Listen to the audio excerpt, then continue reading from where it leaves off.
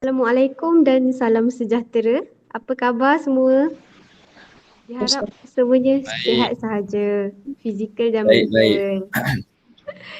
Okey, hari ini kami daripada kos kaunseling UPM telah menjemput Puan Anida binti Ahmad untuk menjayakan assignmen kami bagi subjek CPE 3500 yang bertajuk Temu Bual Bersama Kaunselor Berkaitan Kerjaya. Okay, sebelum kita kupas dengan lebih lanjut, izinkan kami perkenalkan diri terlebih dahulu. Okay, saya Nur Anasha binti Mahdi, 207270. Nama saya Muhammad Zulkifli bin Sulaiman 205500. Nama saya Pravin Kumar lelaki pemasuk dengan nombor matri 205199. Nama saya Muhammad Ashraf Zahriman, nombor matrik 207327. Okey, tidak lupa bahawa Cikgu Anida binti Ahmad merupakan guru kaunselor di SMK Bandar Mas yang berpengalaman sebagai guru kaunselor sepenuh masa di selama 14 tahun. Okey, berbalik kepada temu bual kerjaya kita pada hari ini. Okey, saya akan ajukan soalan pertama kepada Cikgu Anida. Pada pandangan Cikgu Anida, apakah maksud kerjaya dari sudut pandangan cikgu? Okey, terima kasih pada Anasha. Seperti yang semua faham dan maklum, kerjaya ni sangat berkait rapat dengan kerja. Bagi saya singkatan lah, kerja. Yang mana ia adalah matlamat jangka masa panjang yang telah dipilih oleh pelajar. Sebab saya di setting sekolah. Matlamat impian menjadi impian setiap pelajar nak jadi apa dalam bahasa ringkasnya. So kerjaya ini dipilih berdasarkan minat dan potensi semula jadi yang ada dalam diri seseorang pelajar, dan ianya dipupuk kemudian dibina lah melalui perkembangan intelek plus dengan emosi, dan akhirnya dia bergerak ke arah kerjaya yang diminati, kerja apa yang dia nak jadi. Okey, itu secara ringkasnya lah daripada saya. So kerjaya ni pandangan saya lah, apa yang kerja yang dipilih atau yang diminati oleh seseorang pelajar yang secara tidak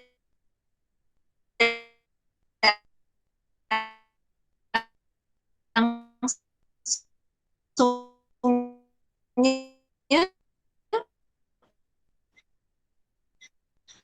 menjadi matlamat jangka masa panjang yang nak dicapai melalui pemilihan kerjaya itu tadi dalam peringkat sekolah. Itu adalah motivasi dan penolong utama untuk seorang pelajar itu tadi belajar. Okey. Okey Nasha.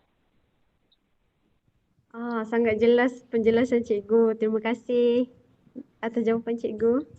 Dan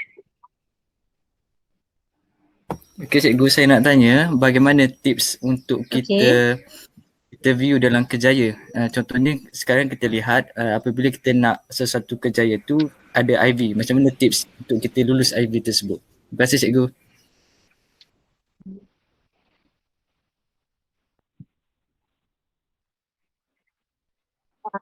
kejap-kejap tu semula sebab dia putus-putus sikit. Minta maaf.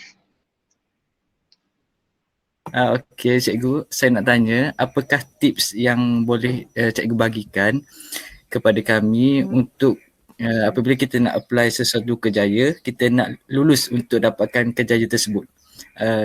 Bagi tips untuk memastikan kita ni lulus untuk sesuatu kerjaya tu. Terima kasih cikgu. Okey, tips nak lulus temuduga untuk dapatkan kerjaya. Okey, first thing first kali kita kena kenal pasti potensi kelebihan diri kita. seharusnya kemahiran komunikasi lah sangat penting. Kedua, kita kena lakukan persiapan. Kita kena tahu position apa atau kerjaya apa yang kita minta. Yang kita apply tu kita kena tahu. Contoh, nak jadi apa? Cikgu So sekarang kita dah tahu kita adalah bakal guru. So guru apa? Contoh guru bimbingan dan kaunseling. So kita belajar dalam skop bimbingan kaunseling. So seharusnya dan secara umumnya semua akan faham interview tersebut mestilah berdasarkan menjurus kepada bidang yang dipilih. Jadi pertama sekali mesti ada pengetahuan yang lebih tentang tentang bidang yang kita pilih. Contoh tadi bimbingan dan kaunseling. Okay, yang kedua pengetahuan am kita pada semasa. Maksudnya pengetahuan am dalam isu semasa. Ini sekarang ni dah boleh dapat banyak lah. Ketiga, yang paling penting sebelum kita menduduki interview, ini suka saya ingatkan pelajar, cuba berangan depan cermin. Macam mana tengok muka kita, gaya kita bercakap. Macam sekarang kan, saya boleh tengok muka saya bila saya bercakap kan, sebab zaman Google Meet zaman teknologi. So kita kena tengok macam mana gaya kita bercakap. So kita dah boleh bayangkan nanti bila kita berhadapan dengan ahli panel, so muka kita tu macam mana, reaksi kita macam mana, tangan tu nak angkat tinggi mana, senyum tu masa bila kan, everything kita dah kena pasti benda-benda macam ni. Kedua, seterusnya semasa kita berhadapan macam maksudnya kita praktis dulu dan kita kena ada andaian-andaian soalan yang mungkin akan dikeluarkan lah. Tapi seperti biasa, pertama sekali dia mesti minta sila perkenalkan diri anda, betul tak? Di situ tips saya dan saya suka ingatkan kepada pelajar, jangan merapu hobi, jangan merapu biodata awak suka makan apa macam budak sekolah rendah. Tapi kita kena tengok level, awak level degree contohnya, so awak kena perkenalkan pendidikan pertama di mana, kemudian mendapat pendidikan seterusnya di mana tahap pendidikan. Lepas tahap pendidikan, awak ceritalah sikit tentang ahli keluarga. Jangan kakak pertama saya dah kahwin, tak perlu cerita yang tu, cukup ada berapa orang adik-beradik dan daripada 8 tu, contoh 8 orang adik-beradik, 5 daripadanya berkerjaya sebagai jurutera. Maknanya kita bagi dia satu impresif. Maksudnya kita datang daripada family yang mungkin agak berpendidikan. Contohnya lah contoh. Then selepas intonasi, cara berkomunikasi, you dah baiki kat situ, dah tengok muka macam mana, susun atur perkataan ataupun pertuturan yang awak nak pilih. Nak baku ke ataupun nak English ke, ikut awak lah. Tapi dari segi penyampaian, pemilihan perkataan tu perlu dipilih dengan baik lah. Sebab saya sure kalau awak adalah lepasan ijazah, so pemilihan perkataan awak tu taklah macam sekolah rendah sangat. Maksud saya bukanlah lepasan SPM. SPM ni tengoklah kan dia punya pemilihan perkataan ni mungkin bak kata macam satu terms dekat dalam counselling layman, macam orang layman dia akan biasa. So kita kena jadi berbeza daripada mereka. Okey, seterusnya boleh berjumpa atau merujuk kepada individu yang lebih arif tentang cara nak menduduki, tata cara nak menduduki temuduga. Macam mana nak lulus. Okey, dan pastikan, kalau nak tengok tips ni banyak boleh panjang sikit. Boleh ke Zul? Boleh cikgu, boleh. Tak ada hal. Kalau saya memang menitik beratkan kalau pelajar nak pergi interview IPG contohnya saya kata pastikan duduk jangan bersandar. Duduk mesti 90 degrees, awak duduk menegak. Gesture badan perlu agak sedikit mendada dan cara menjawab perlu macam bila kita mendada, bukan duduk mendada sangat macam tu tapi kita agak tegak position badan kita, gesture badan kita tegak. Secara automatik suara kita dapat dilontarkan dengan baik. Suara kita kuat. Kita boleh bersuara kuat. Contoh nak jadi cikgu, suara mesti kuat, tak boleh kepit. Kalau kepit memang out. Jadi suara tu kena lontarkan. Contoh macam budak pilih SPA pun sama. Bekerja dalam satu kerajaan. Sebab kadang nurse nak jadi di SPA nurse ataupun MA kena jerit kan. Kadang-kadang mikrofon tak ada ke hospital. So saya kata itu adalah latihan, dia nak tengok macam mana cara you nak panggil orang tu. Dan dia akan bagi situasi-situasi situasi. Situasi yang biasanya dia akan beri tu biasanya adalah berdasarkan bidang yang awak pilih. Contoh you ambil nurse. So dia bagilah situasi tiba-tiba orang sakit. Sakit kat situ melalak-lalak ahli family. Bagaimana dia nak mengatasi situasi macam tu? Macam mana dia nak handle? Okey. Itu tadi saya kata bila dia beri soalan secara spontan, berhati-hati ketika bercakap. Kita faham pada ketika itu mesti orang gugup kan. Kita gugup. Macam mana hadapi. So tarik nafas dalam-dalam, duduk 90 degrees. Okey, baru mula jawab pada panel temuduga. Okey, baik tuan, terima kasih atas soalannya. Kita ucapkan terima kasih dulu. Saya kira ini adalah mungkin soalan yang biasa, situasi yang biasa ditemui. Jadi saya cuba. Maknanya kat situ kita nampak macam kita tak tahu, bila kita kata kita cuba, sebab saya kata pemilihan, kita merendah diri kat situ sikit dan kita cuba jawab dengan yakin. Sometimes interview ni bukan hanya untuk melihat cara kita menjawab, dia nak tengok penampilan kita, cara kita bercakap dan corak pemikiran kita. Bagaimana kita memilih perkataan. Corak pemikiran tadi adalah penyelesaian masalah. Macam mana kita nak pilih perkataan. Okey. Okey. Seterusnya dari segi pakaian. Pakaian tips. Saya suka ingatkan kalau dilihat tudung Anasha hari ni. Kalau lelaki tak banyak masalah Anasha. Kalau perempuan ni Anasha dia memang cerewet sikit. Kalau sektor kerajaan, contoh kita nak pergi interview untuk jadi cikgu. Okey, kita tengok contoh tudung Anasha berbunga. Tudung saya kosong. 2 color. Ini adalah yang sesuai. Untuk jadi cikgu, saya ambil contoh contoh untuk jadi cikgu, warna yang agak lembut, tidak striking. Bukan merah menyala-nyala, pink menyala-nyala, kalau boleh elakkan. Warna yang agak soft.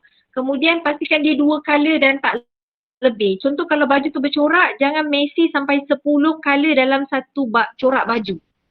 Ini memang tata cara cikgu lah. Yang saya kebanyakan pelajar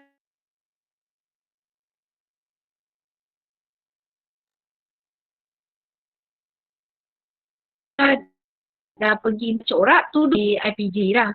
Okey. Kalau boleh elakkan pakai baju yang bertung dan bercorak.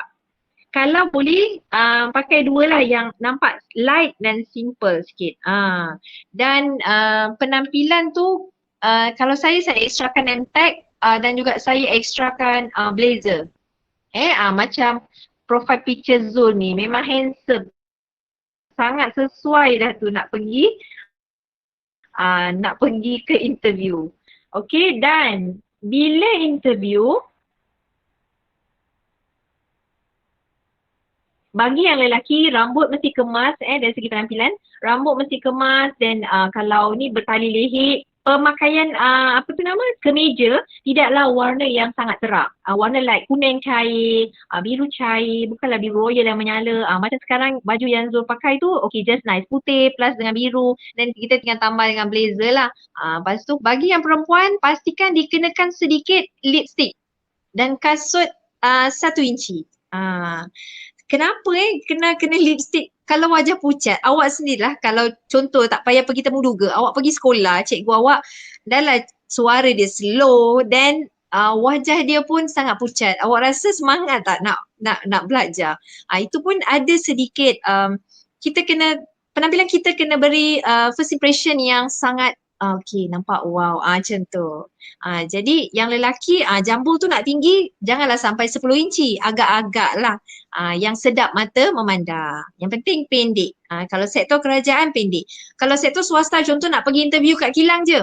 Okay, kalau interview kat kilang ni, saya pun tekankan perkara yang sama, tak payahlah pakai tali leher bagai, tengok jawatan apa yang awak pergi.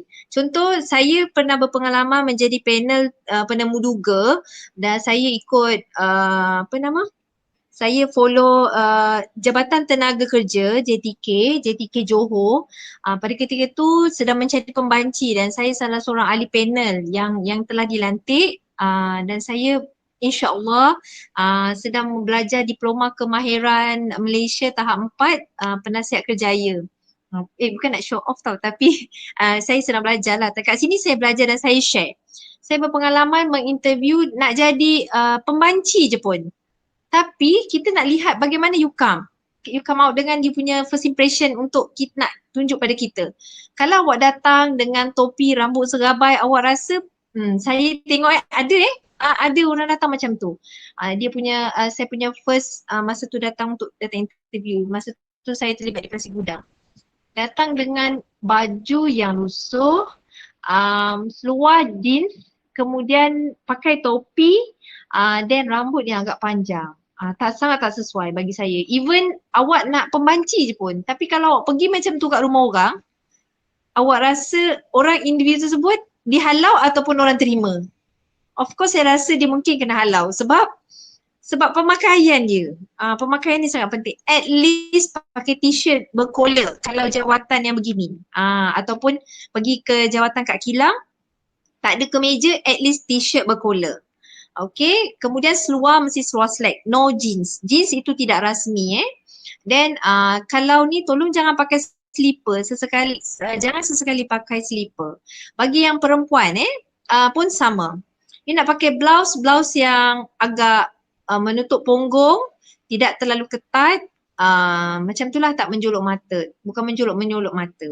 Kalau datang-datang panel penemuduga lelaki, awak mungkin dah terus dapat kerja lah kalau pakai baju yang fit kan. Tapi kalau mungkin panel penemuduga tu perempuan, tak sedap lah mata memandang. Okay, so insyaAllah harap clear lah. Dan saya pernah jumpa juga satu kakak lah, saya kategorikan dia kakak, level kakak.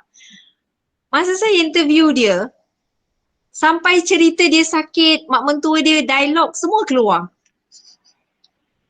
Cukup, bagi saya cukup kalau you ada kalau panel penemuduga tu bertanya tentang kita lihat keadaan dia tak macam agak kurang sihat. So kita nak tanya dia, so you boleh ke nanti bila you dapat kerjaya ni, you nak pergi ke rumah dengan keadaan gini, maksudnya memerlukan kekuatan fizikal. So saya nyatakan kerjaya ni perlu memerlukan kekuatan fizikal dan perlu pandai memandu dari rumah ke rumah. Kat situ kita kena timbang jugalah kan. So dia kata boleh, tapi jawapan dia berlerit-lerit sampailah dia pergi hospital, dia pergi buat check up, everything dia cerita. Saya kata okay, sampai saya pun dah nak tertidur dah dengan cerita dia. Dan saya kata okay puan, nanti saya akan shortkan situ, tapi pandangan saya rasa tak wajar saya sebagai panel pilih dia lah. Sebab bila dia cerita tu kita nampak kesusahan, dia sangat susah untuk meneruskan. Maksudnya dia nak tapi dia menceritakan, maksudnya kat situ kita nampak ada create alasan. Jadi kalau boleh kita nak tunjukkan kesungguhan, memang kita boleh buat kalau betul-betul kita nak. Macam tu. Then yang paling penting, kalau semua paling penting saya sebut, sorry. Dan satu lagi, kalau meja panel hampir dengan kita, harap tidaklah sehingga ketuk meja atau kita cakap sampai macam ni cerita dia saya nak terangkan sampai awak ketuk kat meja tu. Kalau boleh elakkan daripada bersentuhan mana-mana tempat yang dekat dengan awak. Dengan kita ni lah sebagai orang yang ditemuduga. Jauh sedikit, biasanya dia akan jauh sikit, cuma pada ketika tu mungkin dia tarik kerusi, dah syok cerita. Dia memang kelakar. Dia dah syok cerita tentang sakit dia tarik kerusi ke depan dekat dengan meja saya. Saya macam, kenapa dia makin dekat ni? Sedangkan masa tu last year musim COVID kan. Saya kata okay, lepas tu dia cerita sampai macam ni. Dia tekan meja. Saya sebenarnya nak cakap, saya macam okay, kenapa macam ni? Saya katakan okay, tapi itu adalah orang. So saya pun perlu hormat dia sebagai yang ditemuduga. Interviewee.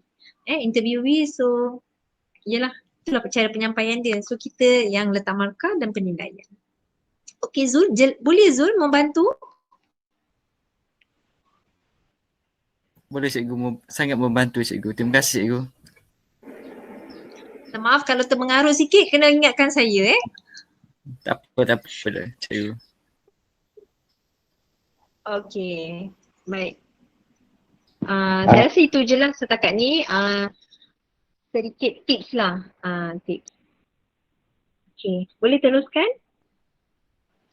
Okey cikgu. saya nak tanya tentang resume. Cara membuat resume. Boleh tak cikgu terangkan cara membuat resume dan apakah butiran yang patut ada dalam resume tersebut? Okey. Baik.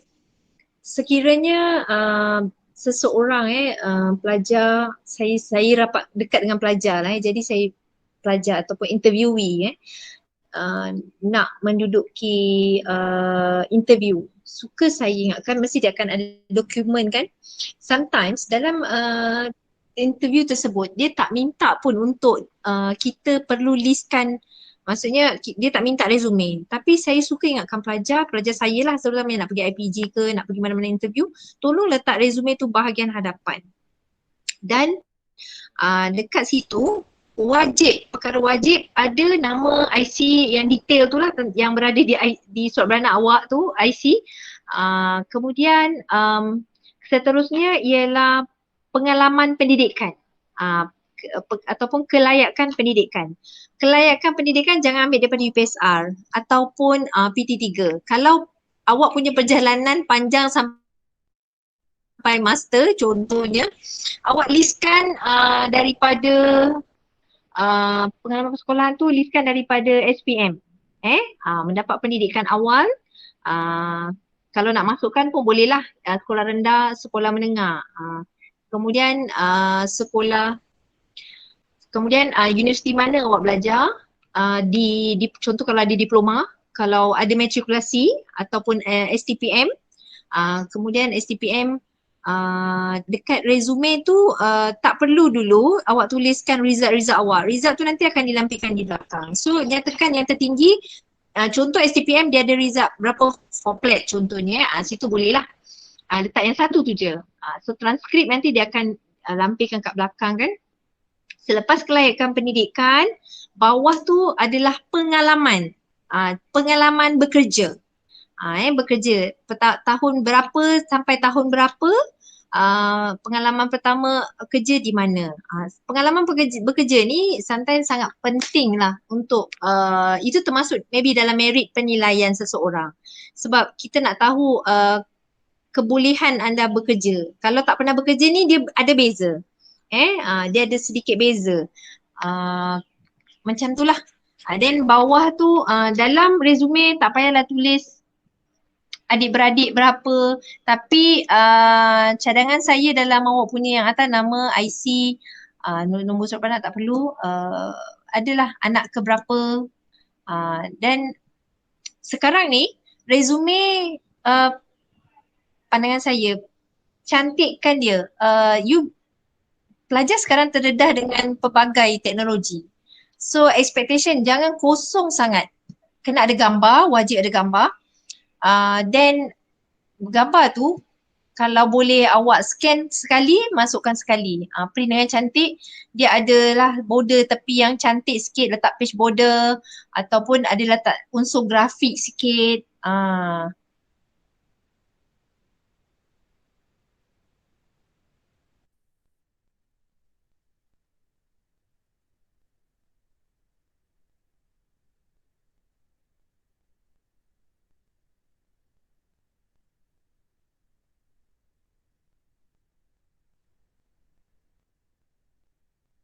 Cikgu sangkut cikgu.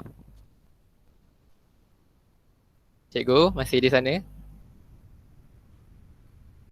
Oh, cikgu terkeluar. Dah sangkut. Sorry, tadi ada calling come. Sorry, sebab saya pakai handphone. Tak apa. Okay, boleh dengar?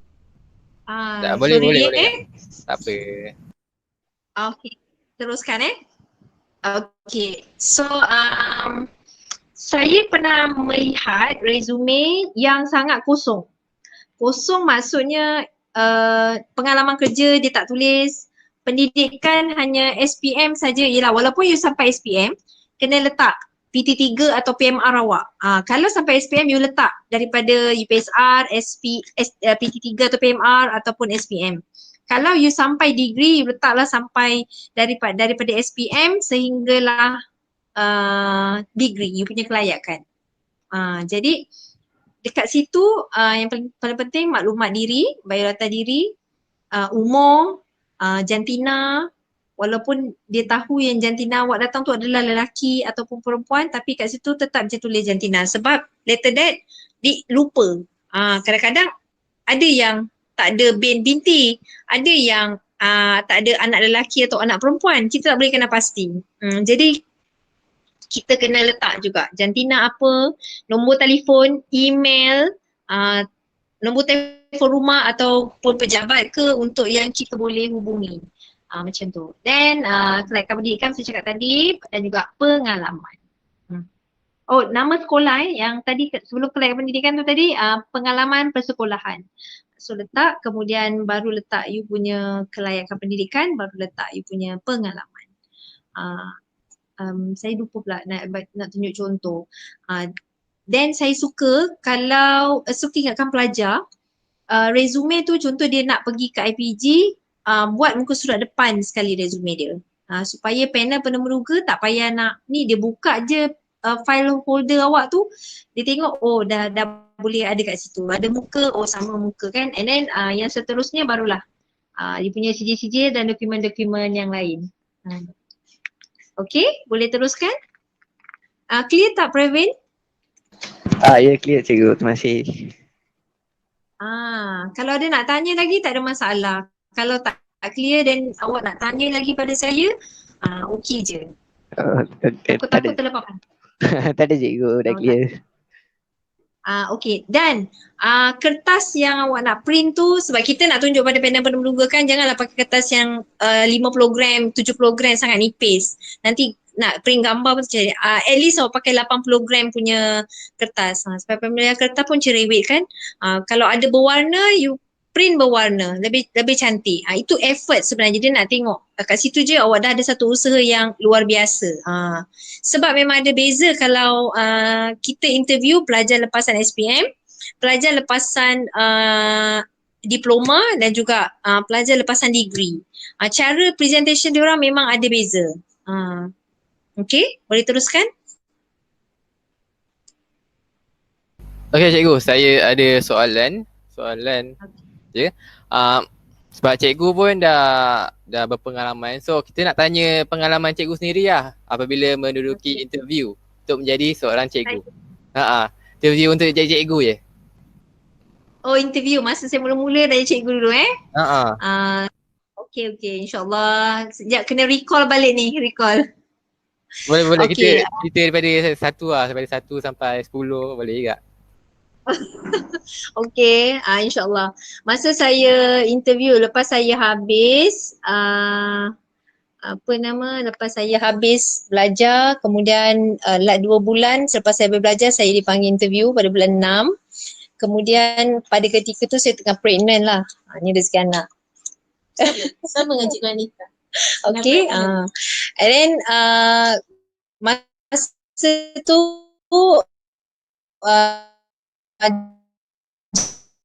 jarak tu agak jauh, so memang gugup lah. Tapi kita selawat banyak-banyak sebelum masuk. Pravin, you boleh doa dalam you punya doa. Manakala yang Muslim, boleh doa lah. Banyak-banyakkan zikir sebelum kita masuk, selawat. InsyaAllah mudah-mudahan dipermudahkan. Kena minta banyak-banyak doa. Okay, itu yang first thing first lah sebelum kita masuk. Second, bila kita masuk saja, ketuk pintu saya masuk, saya pun cakap, Assalamualaikum tuan. Tapi sebelum saya masuk tu biasanya dia akan bagi tahu. Kat depan tu dia tengok dulu saya punya sijil. File holder memang tebal lah, sijil-sijil tok nenek semua, apa benda semua saya masukkan dekat bahagian belakang. Tapi yang penting dekat bahagian depan tu ada resume simple pun tak apa, ada muka kita. Kemudian dia check dokumen. Dia memang tak minta resume, tapi saya just lampirkan bahagian depan. Kemudian yang dekat bahagian belakang tu ada pada SPM, STPM, dan kita punya degree, transfer dan sebagainya kan. Okay, sebelum kita masuk kat dalam tu, biasanya dia akan check dulu, ada yang tukang check lah, panel check. Cukup ke tak dokumen, dah cukup dokumen baru kita masuk. Name tag memang wajib ada, kena buat. Dan saya pun dia kata lepas, lepas. Saya pun duduk tu saya memang gugup lah baca pelan pendidikan. Masa tu PIPP, pelan pendidikan induk, pelan pembangunan induk pendidikan, macam tu lah. PPIP macam tu lah, saya lupa. And then dah baca. Bila tiba dalam, sebenarnya panel penemuruga tu dia akan tanya berdasarkan apa yang kita jawab kadang-kadang. Kadang-kadang. Dan saya pun masuk, saya cakap, okay, buka ketuk pintu, okay, Assalamualaikum tuan. Kalau ada yang non-Muslim, cakap Salam sejahtera. Dan saya pun, okay, boleh saya duduk? Kita pun duduk. Okay, dia kata, okay, silakan. First, dia memang tanya tentang latar belakang. Okay, pada ketika tu saya dah berkahwin. Jadi saya cakap lah, saya dah berkahwin dan kini saya sedang mengandung. Oh, dia pun macam something yang, oh mengandung gitu. Tapi tak nampak. Benda tu kan kadang-kadang kita tricky dia sikit supaya dia tak bagi attention yang benda yang susah lepas tu nak tanya tentang kita kan. So, then senyum macam tu lah. Dan dia tanya saya ketika tu soalannya ialah, dia dah tanya, lepas tu dia bagi situasi. Sebab kita counselling tak mengajar, jadi dia akan bagi kita situasi. Kalau mengajar, dia akan suruh kita mengajar. Bagi contoh mengajar. Lepas tu bagi situasi, ketika tu soalannya, kalau ada pelajar meropok, apa yang awak nak buat? Okey. Senyum dulu dekat dia. Okey, bila dah senyum, cakap, okey, terima kasih tuan soalannya. Lepas tu saya cakap, merapulah lepas tu kan kita dah belajar kan. Pertama, prosedurnya saya jawab lah. Kena panggil pelajar tersebut, kita teroka dulu. Then bila dah teroka, sejak bila dia ambil, lepas tu barulah kita pergi kepada bagaimana langkah pemulihan. Macam tu, berdasarkan teori lah. Dia tak minta sangat teori pada ketika tu. Sebabnya penemuruga pada ketika tu adalah pengetua-pengetua. Pengetua-pengetua. Jadi dia cerita banyak umum tentang sekolah. Saya sure lah awak-awak semua kalau duduk pun boleh jawab. Pengalaman saya. Tapi gugup tu memang tak dapat disembunyikan. Dan apa saya buat nak tutup gugup saya? Okey. Macam saya cakap tadi kan, duduk 90 degrees. Bila duduk 90 degrees, so tangan saya banyak macam ni, sikit-sikit je angkat. Bila kita sikit-sikit angkat, banyak gerak kan kadang-kadang, orang tak nampak pun tangan kita tengah macam ni tau. Kadang-kadang gugup kan tangan menggigil kan. Jadi kita macam bila bercakap macam tapi jangan lebih daripada parah dada tau. Kat bawah. Jadi benda ni dapat menutup sikit kita punya gigil tadi tu. So tak berapa perasan sebenarnya. Tu satu cara tidak nampakkan gugup kita. Kalau kita just static, dia akan nampak kita punya gigil, dia akan nampak cara gugup.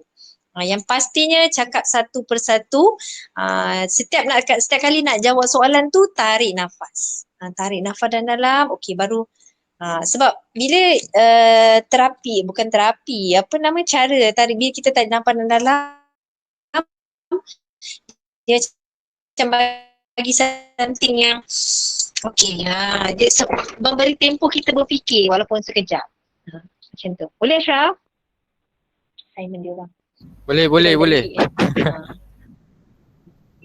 Okey, tapi gugup sebab ketika pertama sangat hebat. Okey, saya ada soalan kedua. Ini berdasarkan pengalaman saya lah. Mengikut pemerhatian saya lah, kebanyakan pelajar SPM lebih memilih untuk bekerja berbanding belajar. So, benda ni mendatangkan kesan yang baik ke kepada mereka? Sebab macam bayi-bayi saya banyak yang bekerja kilang, dan saya dapat tahu tiba-tiba dah kahwin. Itulah. Oh, keperluan hidup. Okey. Respon dari saya tentang soalan tu. Pandangan. Baik. Biasanya kebanyakan pelajar yang hidupnya sederhana baik, latar belakang keluarga dia, bila keperluan penggunaan atau keperluan hidup tu mendesak, jadi dia lebih memilih untuk bekerja biasanya. Even saya tak kata sebab dia ada IQ yang belakang ke tidak, tapi yang first thing first adalah berdasarkan latar belakang keluarga dia. Kalau tahap sosioekonomi dia agak rendah, biasanya dia lebih memilih kepada kerja. Sebab okey, saya pernah jumpa, memang pelajar kelahadapan, tapi dia prefer kalau boleh. Soalan biasanya yang saya dapat ialah, cikgu boleh tak kalau saya sambung belajar kemudian tahun depan ke, saya nak kerja dulu nak kumpul duit. Kat situ sometimes dia mungkin tak dapat, dia tak dapat dorongan atau sokongan daripada ahli keluarga. mungkin mak dia atau ayah dia atau parents atau keluarga dia kata, baik kau kerja sebab siapa nak tanggung kau belajar macam tu. Memang kita ada PTPTN sometimes kan, tapi dari segi kos harian dia, makan, dia pun makan duit sendiri kan. So kat situ dia memikirkan kalau dia belajar, satu kesusahan dia ialah mana dia nak dapat duit. Jadi dia kalau boleh tak nak terlalu susah, bekerja sambil belajar. Benda tu berat mungkin kan bagi dia. Jadi dia memilih untuk bekerja dahulu. Tapi seperti yang anda semua faham, saya tak menolak akan datang kehidupannya mungkin statik dalam gaji yang macam tu lah. Tapi saya tak boleh nak kata juga dia tak boleh senang sebab rezeki dari Allah. Macam tu. Kalau dia mungkin usaha lebih, kena gayanya dia belajar kemudian hari, dia dikelilingi oleh orang-orang yang sentiasa macam contoh dia business, dia follow dekat Facebook, mungkin boleh berjaya. Sebab end up tu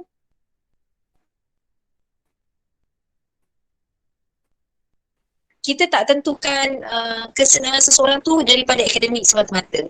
Tetapi saya suka ingatkan pelajar, kalau you sama belajar, sebenarnya yang pertama dan mungkin bila awak jumpa kawan awak, cara awak bercakap dengan kawan-kawan mungkin dah berbeza sebab awak dikelilingi dan awak sentiasa berdepan dengan individu cendekiawan. Contoh pensyarah awak kan. Jadi cara pemilihan perkataan dia juga berbeza, mungkin.